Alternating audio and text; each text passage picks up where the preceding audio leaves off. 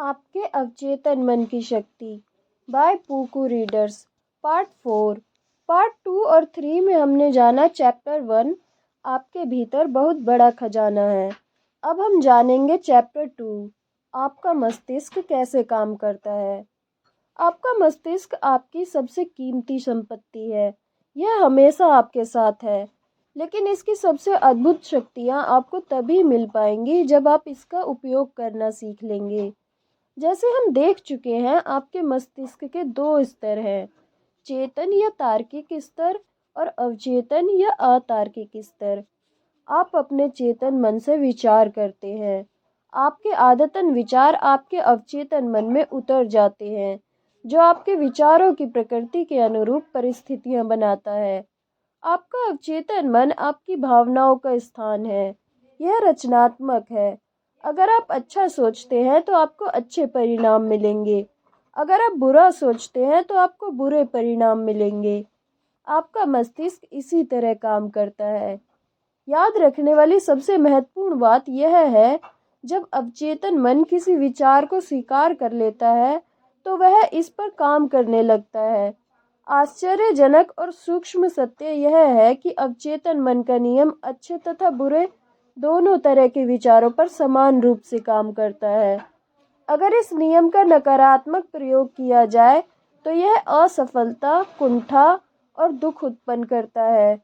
दूसरी तरफ अगर आपकी आदतन सोच सद्भावनापूर्ण और सृजनात्मक है तो आपको आदर्श सेहत, सफलता और समृद्धि मिलती है। जब आप सही तरीके से सोचते और महसूस करने लगते हैं तो आपको मानसिक शांति और स्वस्थ शरीर हमेशा मिलते हैं। आप मानसिक रूप से जिसे भी सच मानेंगे और जिसका दावा करेंगे, आपका अवचेतन मन उसे स्वीकार कर लेगा और उसे साकार कर देगा। आपको तो बस अपने अवचेतन मन में अपने विचार को स्वीकार भर करवाना है। इसके बाद अवचेतन मन का नियम आपकी मनचाही सेहत, शांति और समृद्धि उत्पन्न कर देगा। आप आदेश देते हैं और आपका अवचेतन मन उस पर छोड़ी गई वैचारिक छाप को साकार करने के लिए पूरी निष्ठा से काम करता है। आपके मस्तिष्क का नियम यह है, आपके अवचेतन मन की प्रतिक्रिया आपके चेतन मन में रखे गए विचारों की प्रकृति से तय होती है। मनोवैज्ञानिक और मनोविश्लेषक बताते हैं कि जब विचार आपके अवचेतन मन तक पहुंच जाते हैं तो मस्तिष्क की कोशिकाओं में उनकी छाप बन जाती है। जैसे ही आपका अवचेतन किसी विचार को स्वीकार कर लेता है, यह उसे साकार करने में तत्काल जुट जाता है। विचारों के सहचर्य के अनुसार काम करके यह अपने लक्ष्य को साकार करने के लिए ज्ञान के हर उस हिस्से का इस्तेमाल करता है जो आपने जिंदगी भर इकट्ठा किया है। यह आपके भीतर की असीमित शक्ति, ऊर्जा और बुद्धि का इस्तेमाल करता है। परिणाम पाने के लिए यह प्रकृति के सभी नियमों का इस्तेमाल करता है। कई बार यह आपकी मुश्किलों का समाधान तत्काल खोज लेता है, जबकि कई बार कई दिनों, सप्ताहों या इससे भी ज़्यादा समय लगता है। इसके तरीके अबूझ हैं। चेतन और अवचेतन में भिन्नताएं। आपको याद रखना चाहिए कि चेतन और अवचेतन दो मस्तिष्क नहीं हैं। वे तो एक ही मस्तिष्क में होने वाली गतिविधियों के दो क्षेत्र हैं। आपका चेतन मन तार्किक मस्तिष्क है। यह मस्तिष्क का वह हिस्सा है जो विकल्प चुनता है। उदाहरण के लिए, आप अपनी पुस्तकें, अपना घर, अपना जीवन साथी चुनते हैं। आप अपने सारे निर्णय चेतन मन से करते हैं। दूसरी तरफ आपके सचेतन चुनाव के बिना ही आपका हृदय अपने आप काम करता है और पाचन, रक्त संचार तथा सांस लेने की अनिवार्य प्रक्रियाएं चलती रहती है। ये सारे काम आपका अवचेतन मन करता है। इन प्रक्रियाओं के लिए आपके चेतन नियंत्रण की जरूरत नहीं होती है। आप अपने अवचेतन मन पर जो भी छाप छोड़ते हैं या आप जिसमें भी प्रबल विश्वास करते हैं, आपका अवचेतन मन उसे स्वीकार कर लेता है। यह आपके चेतन मन की तरह तर्क नहीं करता है या बहस नहीं करता है। आपका अवचेतन मन उस मिट्टी की तरह है जो किसी भी तरह के बीज को स्वीकार कर लेता है, चाहे वह अच्छा हो या बुरा। आपके विचार सक्रिय हैं, वे बीज हैं। नकारात्मक या विध्वंसात्मक विचार आपके अवचेतन मन में नकारात्मक रूप से काम करते हैं। देर सबेर वे प्रकट हो जाएंगे और अपने अनुरूप किसी नकारात्मक घटना को उत्पन्न कर देंगे।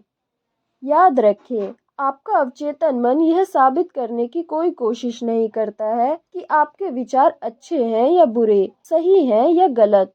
यह तो आपके विचारों या सुझावों की प्रकृति के अनुरूप प्रतिक्रिया करता है। उदाहरण के लिए, अगर आप किसी झूठी चीज को भी चेतन रूप से सच मान लें, तो आपका अवचेतन मन इसे सच मान लेगा और उसके अनुरूप परिणाम देने लगेगा, क्योंकि आपने चेतन रूप से इसे सच मान लिया था। मनोवैज्ञानिकों के प्रयोग। मनोवैज्ञानिकों और अन्य शोधकर्ताओं ने बहुत से सम्मोहित लोगों पर प्रयोग किए हैं। उनके शोध से यह स्पष्ट हो जाता है कि अवचेतन मन कोई चयन या तुलना नहीं करता है जो तार्किक प्रक्रिया के लिए जरूरी है। आपका अवचेतन मन किसी भी सुझाव को स्वीकार कर लेगा, भले ही वह सरासर झूठ हो, और सुझाव मानने के बाद यह उसकी प्रकृति के अनुसार प्रतिक्रिया करेगा। आपका अवचेतन मन कितना सुझावशील है, यह समझने के लिए एक उदाहरण देखें। अगर कोई सम्मोहन विशेषज्ञ को यह सुझाव दे कि वह नेपोलियन बोनापार्ट है या कुत्ता या बिल्ली है, तो वह व्यक्ति पूरी सटीकता से उस भूमिका को निभाने लगेगा। कुछ समय के लिए उसका पूरा व्यक्तित्व बदल जाएगा। वह व्यक्ति खुद को वही मान लेगा जिसका सुझाव सम्मोहन विशेषज्ञ ने दिया है। निपुण सम्मोहन विशेषज्ञ की अवस्था में अपने किसी विद्यार्थी को यह सुझाव दे सकता है कि वह अपनी पीठ खुजाए। दूसरे को यह सुझाव दे सकता है कि उसकी नाक से खून बह रहा है। तीसरे को यह सुझाव दे सकता है कि वह संगमरमर की मूर्ति है, तथा चौथे को यह सुझाव दे सकता है कि तापमान 0 से कम है और वह बर्फ की तरह जम गया है। हर विद्यार्थी उसे दिए गए विशिष्ट सुझाव के अनुरूप काम करेगा। वह उन सभी परिस्थितियों को नजरअंदाज कर देगा जो उस सम्मोहन के सुझाव के अनुरूप न हो। यह आसान उदाहरण आपके चेतन मन या तार्किक मस्तिष्क और आपके अवचेतन मन के अंदर को रेखांकित करता है। आपका अवचेतन मन भाववाचक और चयनहीन है। यह हर उस चीज को सच मान लेता है जिसे आपका चेतन मन सच मानता है।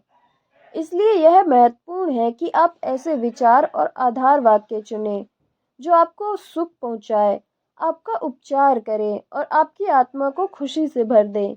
यथार्थवादी और कल्पनावादी का स्पष्टीकरण। चेतन मन को कई बार यथार्थवादी मन कहा जाता है क्योंकि इसका संबंध बाहरी वस्तुओं से होता है। यथार्थवादी मन यानी ऑब्जेक्टिव माइंड बाहरी दुनिया के प्रति जागरूक रहता है। इसके अवलोकन के साथ आपकी 5 शारीरिक इंद्रियां हैं। आपका यथार्थवादी मन आपके परिवेश से संपर्क का मार्गदर्शक और निर्देशक है। आप अपनी 5 इंद्रियों के जरिए ज्ञान हासिल करते हैं। आपका यथार्थवादी मन अवलोकन, अनुभव और शिक्षा से सीखता है। जैसे पहले बताया जा चुका है, यथार्थवादी मन का सबसे बड़ा कार्य तर्क करना है।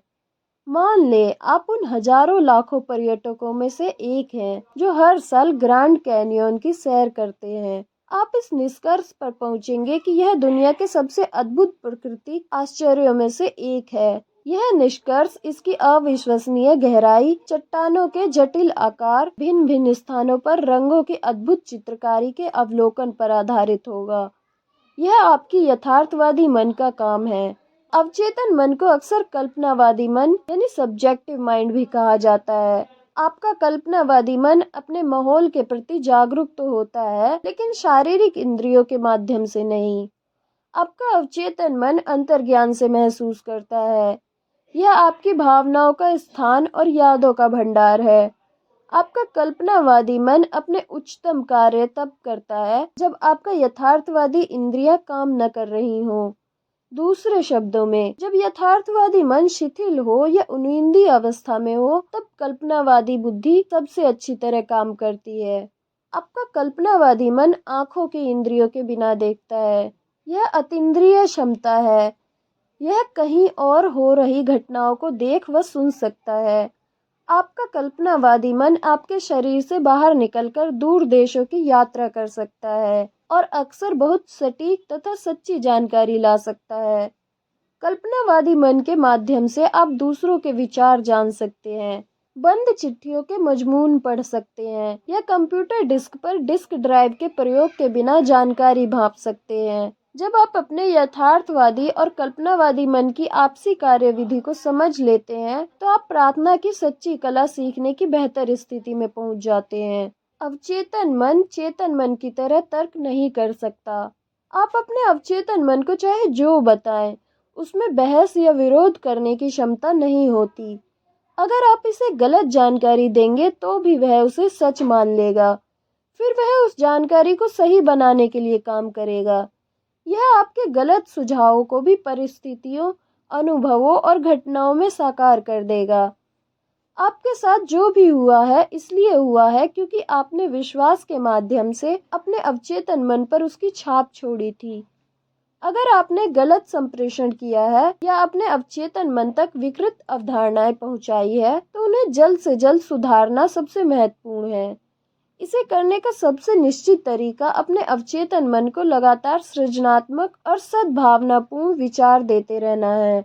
बार बार दोहराने पर आपका अवचेतन मन इन्हें स्वीकार कर लेता है। इस प्रकार आप विचार और जीवन की नई तथा ज्यादा अच्छी आदतें डाल सकते हैं, क्योंकि आपका अवचेतन मन आदत का स्थान है।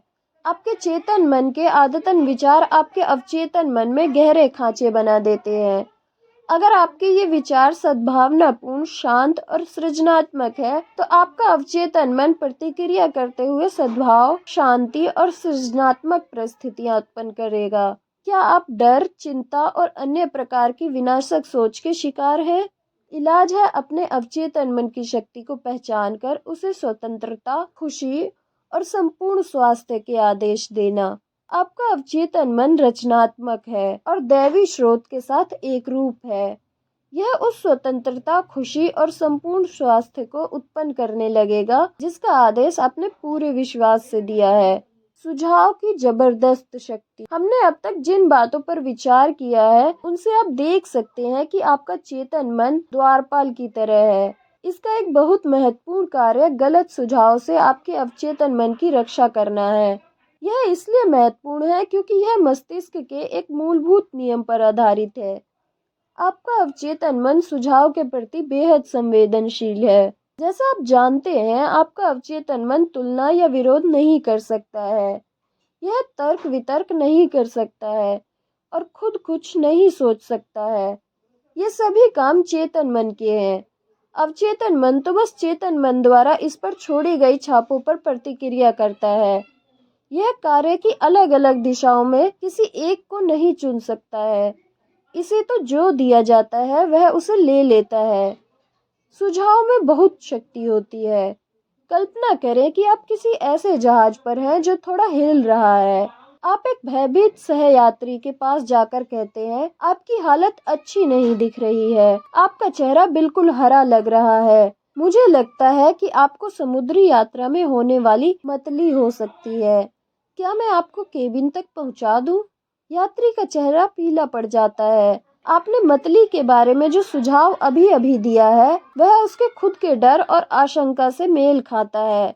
वह आपकी मदद लेकर डेस्क से नीचे अपने केबिन में पहुंच जाती है। वहां पहुंचने पर आपका नकारात्मक सुझाव जिसे उसने सही मान लिया था वह सच हो जाता है। इस पार्ट में इतना ही। इस चैप्टर में आगे जानने के लिए चैनल के साथ बने रहे। चैनल पर हर रोज शाम 5 बजे तक नेक्स्ट पार्ट की वीडियो अपलोड होती है।